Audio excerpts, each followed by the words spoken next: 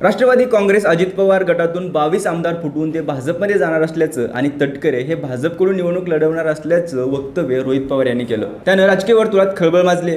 त्यानंतर आता खरंच सुनेत्रा वहिनींना सोडून राष्ट्रवादीचे नेते भाजपमध्ये जाणार का अशा चर्चांना उधाण आले. नेमकं असं झालं तरी काय? राष्ट्रवादी पुन्हा फुटू शकते का? पटेल आणि तटकरे यांची नाराजी कोणत्या स्वरूपाची आहे? भाजपमध्ये जाण्याचं पाऊल ते उचलतील का? जाणून घेऊया त्या व्हिडिओच्या माध्यमातून. नमस्कार, मी अमोल जाधव आणि तुम्ही पाहताय लगावबत्ती. राष्ट्रवादी काँग्रेस अजित पवार गटात सुनील तटकरे आणि प्रफुल्ल पटेल हे नाराज असल्याच्या चर्चा गेल्या काही काळापासून सुरू आहेत. दादाच्या निधनानंतर तटकरे आणि पटेल यांनी निवडणूक आयोगाला पक्षाचे राष्ट्रीय अध्यक्षाचे सर्व अधिकार हे कार्यकारी अध्यक्ष असणाऱ्या प्रफुल्ल पटेल यांना देण्यात यावेत असं पत्र लिहिलं होतं. त्यानंतर पक्षाची सूत्र सुनेत्रा वहिनी यांच्याकडे आली. त्यावेळी पटेल आणि तटकरे हे पक्ष ताब्यात घेण्यासाठी प्रयत्न करत असल्याच्या चर्चा सुरू झाल्या आणि याच राष्ट्रवादीत पटेल, तटकरे आणि पार्थ पवार यांचं पटत नसल्याच्या चर्चा देखील सुरू झाल्या होत्या आणि याच राष्ट्रवादीतल्या अंतर्गत धासपुशीच्या चर्चा अगदी आतापर्यंत चालू आहेत. पण 2-3 दिवसापूर्वी हा वाद पुन्हा उफाळून आला जेव्हा सुनेत्रा वहिनींनी राष्ट्रवादी काँग्रेसच्या राष्ट्रीय कार्यकारिणीची यादी जाहीर केली. तटकरे आणि पटेल या दोन्ही दिग्गज नेत्यांना त्या यादीतून डावलण्यात आलं होतं. इतकंच नाही तर छगन भुजबळ, हसन मुश्रीफ, धनंजय मुंडे अशा दिग्गज नेत्यांची नावं देखील या यादीत नव्हती. अजितदादांच्या दोन्ही मुलांना मात्र या यादीमध्ये महत्त्वाची पदं देण्यात आली होती. त्यानंतर अनेक उलटसुलट चर्चांना उधाण आलं. त्यात सुनेत्रा वहिनींनी या यादीत चुका असल्याचं रात्री ट्विट करून जाहीर केलं. नवी यादी आली, त्यात तटकरे आणि पटेल यांची नावं दिसली, पण त्यांना कुठलीही मोठी पदं न देता फक्त खासदार असं नाव त्यांच्या नावापुढे लिहिलं होतं. त्यानंतर मंगळवारी रात्री सुनील तटकरे आणि शरद पवार यांची भेट घेतली. त्यांनी ही भेट साहेबांच्या प्रकृतीची विचारपूस करण्यासाठी घेतली असल्याचं माध्यमांना सांगितलं.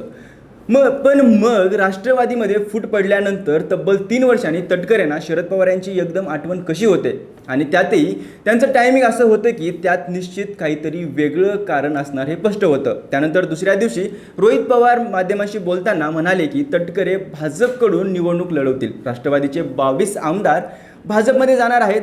रोहित पवार एवढंच बोलून थांबले नाही तर एकनाथ शिंदे यांच्या शिवसेनेतील 20 ते 22 आमदार भाजपमध्ये जातील असं ते म्हणाले. त्यानंतर राजकीय वर्तुळात खळबळ उडाली. आता प्रश्न असा पडतो की भाजपबरोबर राष्ट्रवादी अजित पवार गट आणि शिवसेना एकनाथ शिंदे गट हे दोन्ही मित्रपक्ष म्हणून सत्तेत आहेत. मग या दोन्ही मित्रपक्षातील आमदार भाजप कशासाठी फोडेल? एकतर हे दोन्ही पक्ष आधीच फुटून आपल्या मूळ पक्षापासून वेगळे झालेत. सत्तेच्या प्रवाहात येण्यासाठी त्यांनी फार मोठं धाडस त्यावेळी केलं. मुख्यमंत्री देवेंद्र फडणवीस यांनी आम्ही कोणताही पक्ष फोडणार नसल्याचं सांगितलं आहे.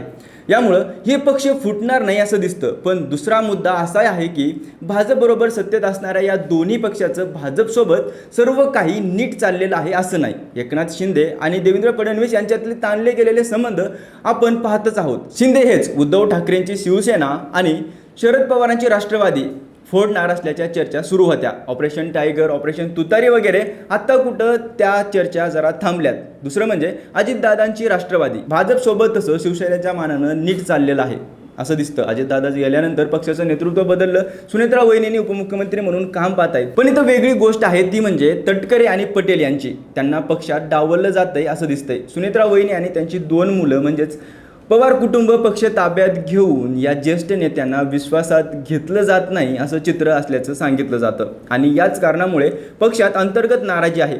आता या दोन्ही पक्षातील आमदार भाजपमध्ये जातील का असा प्रश्न आपल्याला रोहित पवार यांच्या वक्तव्यानंतर पडल्याशिवाय राहत नाही.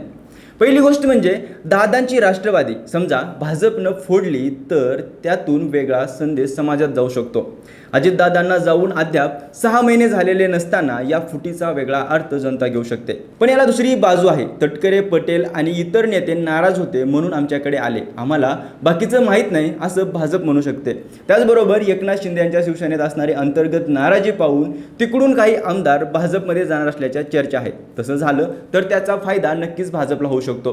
भाजपला मग मित्रपक्षाची गरज लागणार नाही आणि एक हाती सत्ता मिळेल. पण हे सगळं 2029च्या निवडणुकीच्या पार्श्वभूमीवर होईल अशी शक्यता मानणारा एक वर्ग आहे. पण मग ते आता होणार की होणार नाही अशी शक्यता देखील दिसत आहेत. तटकरे आणि पटेल हे नाराज आहेत हे मात्र खरं. पक्षात जर त्यांना इतकं डावललं जात असेल तर ते वेगळी वाट पकडू शकतात. हे दोन्ही नेते कसलेले आहेत. 40 वर्षाचा त्यांचा दांडगा अनुभव आहे. त्यांच्या पाठीशी मोठा मतदार वर्ग आहे. तटकरेंचा जनसंपर्क, कोकणात वर्चस्व, संघटन असो की पटेल यांचं दिल्लीतलं राजकारण, मत्सदगिरी आणि व्यवसायिकशी असलेले संबंध, हे नेते नक्कीच कमी नाही आहेत. तसंच ते एकटेही नाही आहेत. त्यांच्या मागे राष्ट्रवादी अजित पवार गटाचे इतर आमदार आहेत असं सांगितलं जातं. भविष्यात जर पार्थ पवार आणि जय पवार यांचं वर्चस्व पक्षावर येणार असेल तर हे ज्येष्ठ नेते मूग गिळून त्यांच्या होला हो मिळून राहणार नाही आहेत. त्यामुळं ते भाजपमध्ये जातील की नाही हे माहीत नाही, पण नक्कीच काहीतरी भूमिका आगामी काळात घेतील अशी चिन्ह आहेत. बाकी तुम्हाला याबाबत काय वाटतं ते कमेंट करून नक्की सांगा आणि पाहत राहा लगावबत्ती.